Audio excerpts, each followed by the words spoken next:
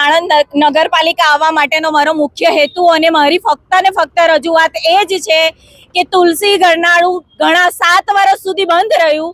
7 વર્ષ સુધી બંધ રહ્યા પછી અમે આટલા ધક્કા ફેરા ખાધા પછી છતાં અત્યારે તુલસી ગરનાળાથી સીધો રોડ જે ગામડી આણંદ પાદરિયા દરેક વિસ્તારમાં જાય છે એ રોડની હાલત અત્યારે એટલી ખતરનાક છે કે પબ્લિક જો પડી જાય તો એને 50-70 હજારનો ખર્ચો થાય, કારણ કે પડી જવાથી આપણને કોઈ પણ એવું નથી કે ઈજા નથી થતી.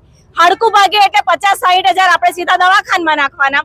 તો જે રોડ રસ્તા પબ્લિકના ટેક્સમાંથી બને છે તો એના માટે આટલો ભ્રષ્ટાચાર કરીને આટલા ચીટિંગથી કેમ બનાવવામાં આવે છે કે તરત જ એક વરસાદમાં ધોવાઈ જાય, એક વરસાદમાં એની પર ખાડા પડી જાય.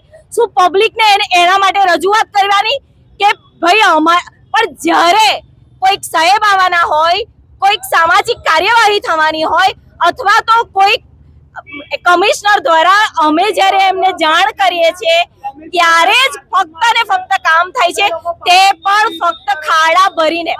લાસ્ટ ટાઈમ બી મેં નગરપાલિકામાં ફોન કર્યો હતો કે આ બધા નવરાત્રી આવી ગયા ત્યાં સુધી ખાડા નથી ભરાયા, ત્યારે નગરપાલિકાએ ટ્રેક્ટર મોકલી આપ્યું હતું દર વખતે. અને આ વિસ્તારનો કેમ અને આ રીતે એમને ઇગ્નોર કરવામાં આવે છે, હું એનો જવાબ માંગવા માંગુ છું કે આ વિસ્તારના રહીશો પણ એટલો જ ટેક્સ ભરે છે.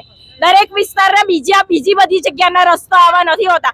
આરસીસી રોડ તોડીને નવા બનાવવામાં આવે છે, તો જે ખાડા ભરી તૂટી ગયા છે ત્યાં કેમ નહીં? કેમ એ સાઈડની પબ્લિકને આ રીતે હેરાન કરવામાં આવે છે? શું એ લોકો માણસો નથી? એનો મતલબ કે તમે રીતસરનો અમારી સાથે અન્યાય કરો છો, અમારી સાથે અમારા ટેક્સનું ચીટિંગ કરો છો. એટલે ખાસ કમિશનરને રજૂઆત છે કે આ દિવસો દરમિયાન અમારી રજૂઆત પછી જો ખાડા અને રસ્તાઓ સીધા કરવામાં નહીં આવે તો આના પછી પણ અમે આગળ અમારું પ્રદર્શન જારી રાખીશું.